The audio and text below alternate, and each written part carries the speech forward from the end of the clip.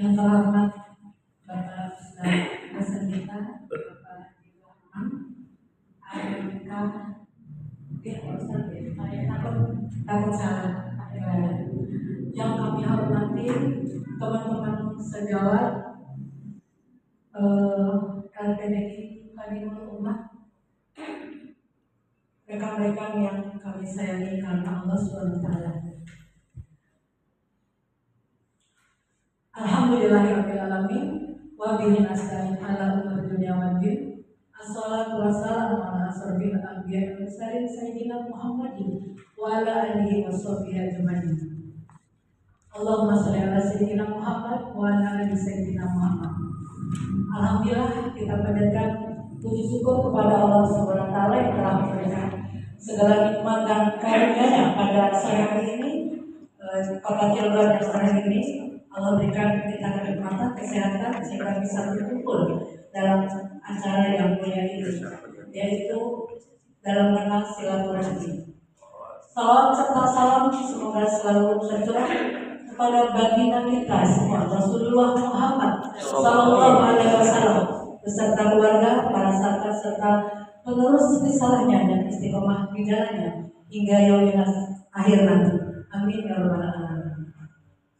Hadirin yang berbahagia, tak kenal maka tak sayang. Nah, itu sebuah berkah. Saya istiqomah dilahirkan di Jember, Jawa Timur. Sudah berusia banyak nih Pak Ustadz, alhamdulillah ya. Semoga usia saya semakin memotivasi saya hadir di sini karena Allah saja, ya, karena ingin bertemu dengan saudara-saudara seiman yang untuk bersilaturahmi dan saling nasihat dan nasihati. Semua atas izin Allah. Sore ini saya akan sedikit menjelaskan ya tentang perjalanan hidup manusia hingga akhirnya. Jadi menurut Islam itu kita dilahirkan ya ke dunia dan juga tidak berakhir ketika meninggal dunia.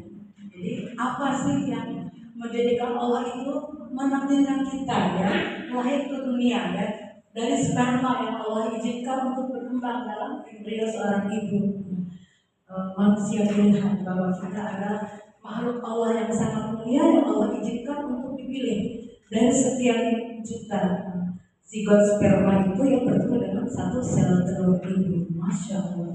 Jadi kita adalah manusia yang hebat, luar biasa.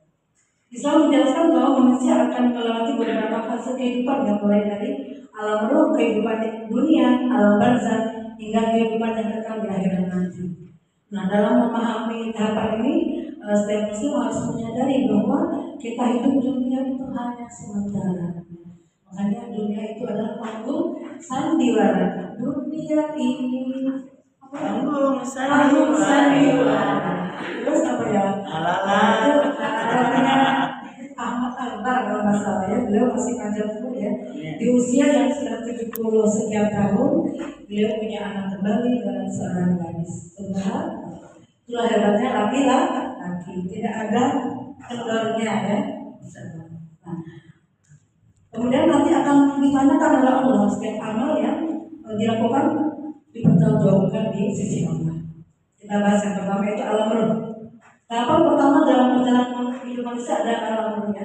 Sebelum menciptakan ke dunia, seluruh manusia itu telah berada dalam di hadapan Allah SWT. Dalam surat Al-A'raf ayat 172, seperti Pak Ustadz sering sampaikan, ayat itu izin Pak Ustadz saya belum hafal. Dulu hafal lagi masih gadis Pak Ustadz. Jadi sekarang sudah banyak anaknya yang hafal. Bismillahirrahmanirrahim. Wa idh akhadha rabbuka min bani adama min zuhurihim dzurriyyatahum wa ashhadahum ala anfusihim alastu bi rabbikum qalu bala shahidna an taqulu yaumal qiyamati inna kunna an hadza ghafilin. Yang artinya, dan ingatlah ketika Tuhanmu mengeluarkan dari surga tulang belakang anak cucu Adam keturunan mereka, dan Allah mengambil kesaksian terhadap mereka seraya berfirman, bukanlah aku ini Tuhanmu? Mereka jawab, betul, engkau Tuhan kami. Kami bersaksi, kami lakukan yang demikian itu agar di hari kiamat kamu tidak mengatakan sesungguhnya ketika itu kami mengatakan itu. Nah ini adalah perjanjian di dalam rahimnya ibu ya, bahwa kita itu sudah dijanjikan bahwa kita itu terlahir dalam fitrah atau Islam. Hanya orang tuanya yang menjadikan mereka Nasrani, Yahudi atau Majusi. Nah, jadi ayat ini menjelaskan seluruh manusia sebelum mereka dilahirkan. Yang kedua, kehidupan di alam rahim. Setelah diciptakan, manusia memasuki fase kehidupan di dalam kandungan ibu. Dijelaskan bagaimana kehidupan manusia itu di dalam surat Al-Hajj surat 22 ayat 5. Malu Pak Ustaz, saya bukan orang pesantren Pak Ustaz, jadi pesantrennya kilat-kilat aja.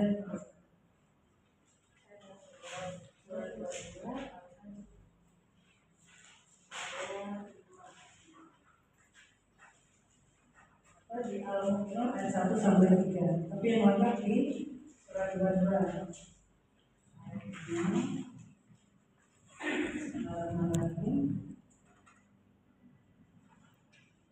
Ya ayuhan nasu in kuntum fi raibin minal ba'tsi fa inna khalaqnakum min turabin thumma min nutfatin thumma min 'alaqatin thumma min mudghatin mukhallaqatin wa ghayri mukhallaqatin linubayyina lakum wa nuqirru fil arhami ma nasha'u ila ajalin musamman thumma nukhrijukum iflan thumma litablughu ashuddakum wa minkum man yutawaffa wa minkum man yuraddu ila adzalil umur likai la ya'lamu min ba'di ilmin shay'an wa taral ardana hamidatan fa idza anzalna 'alaiha ma'an ihtazzat wa rabat فأنبتت من كل زوج بهيج. Wahai manusia, jika kamu meragukan hari kebangkitan, maka sesungguhnya kami telah menjadikan kamu dari tanah, kemudian dari setetes mani, kemudian dari segumpal darah, kemudian dari segumpal darah daging yang sempurna kejadiannya dan yang tidak sempurna, agar kamu jelaskan kepada kamu dan kami tetapkan dalam rahim menurut kehendak kami sampai waktu yang sudah ditentukan. Kemudian kami keluarkan kamu sebagai bayi. Kemudian dengan berangsur-angsur kamu sampai kepada usia dewasa. Dan di antara kamu ada yang diwafatkan dan ada pula di antara kamu yang dilakukan sampai usia sangat tua hingga pikun. Sehingga dia tidak mengetahui lagi sesuatu yang telah diketahuinya. Dan kamu lihat bumi ini kering. Kemudian apabila telah kamu turunkan air hujan yang wasiat, hiduplah bumi itu dan menjadi subur dan menumbuhkan berbagai jenis pasangan tumbuhan yang indah. Masya Allah. Dengan memahami ayat ini, kita merasakan bahwa manusia itu sungguh makhluk yang hina. Tidak ada kekuatan, tidak ada daya yang sangat luar biasa kecuali dari Allah. Yang ketiga, kehidupan di dunia. Nah, hidup di dunia ini, Masya Allah ya, tempat manusia diuji, ya. Allah memberikan nikmat, amanah dan berbagai ujian untuk melihat siapa yang paling baik amalnya. Di dalam surat Al-Mulk, coba bersama-sama kita membaca Al-Mulk ayat 1 sampai 2.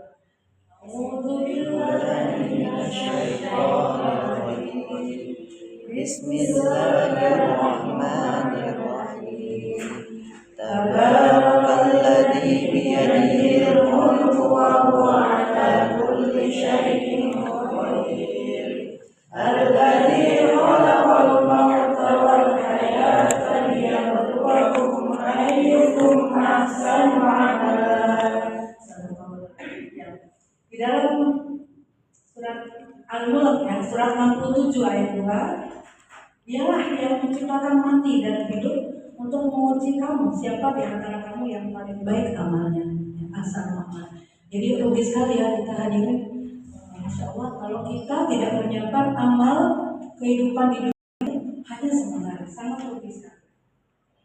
Dan setelah itu ya, manusia dengan segala atributnya ya, punya jabatan, punya pasangan, punya anak ya, dan segala ujiannya itu tidak logikanya sebesar apa yang kamu kumpulkan, hanya di sisi Allah menjadi orang yang berdoa. Yang keempat, ketika seorang meninggal dunia, dia memasuki alam barzakh, alam kubur. Alam ini menjadi pembatas antara kehidupan dunia dan hari berbangkit. Alam barzakh, manusia akan merasakan nikmat atau azab kubur sesuai dengan amal yang telah dilakukan selama di dunia. Mengutip hadis yang disampaikan Bapak Ustadz kita tadi ya, bahwa malaikat mungkar dan nakir akan bekerja pada saat manusia dimasukkan ke dalam yang kubur. Nah, di situ kita yang namanya roh itu akan merasakan ya, pada saat rohnya diambil oleh Allah, kemudian dia diurus ya, roh itu akan mengetahuinya begini, siapa sih yang mandi saya ya, siapa yang urus jenazah, siapa yang mengantar saya sampai ke dalam kubur. Roh itu akan mengetahui. Misalnya bila ada saudara kita yang meninggal dunia, siapapun yang kita kenal, hendaklah kita mentakziahnya. Kemudian yang kelima, hari berbangkit atau yaumul ba'ts. Setelah kiamat terjadi, seluruh manusia akan dibangkitkan dalam kuburnya. Mereka kemudian dikumpulkan di badan pasar untuk mempertanggungjawabkan seluruh amal perbuatan. Tidak ada satupun amal kecuali apapun yang luput dari perhitungan Allah SWT. Seperti dalam surat Al-Zalzalah ya, kita Zilzalah dan seterusnya. Bahwa di situ adalah goncangan ya, hari kiamat. Di dalam surat Al-Qari'ah ya, bagaimana terjadinya hari kiamat. Tidak ada satupun manusia yang lewat luput dari terjadinya kiamat. Walaupun kiamat itu sudah pernah diprediksi tahun 2012 ya, ada filmnya ya, itu saking canggihnya manusia ya, kiamat terjadi di hari apa dan seterusnya. Sia-sia karena manusia. Semua amalan akan dihitung tanpa sedikit pun mengurangi atau melebihi setiap insan. Yang bisa pada masa ini, seluruh amal manusia akan dihitung oleh rahmatnya.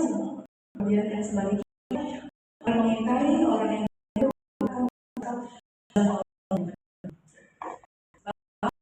dunia itu hanya sebentar, ibadah ya, dalam surah Az-Zariyat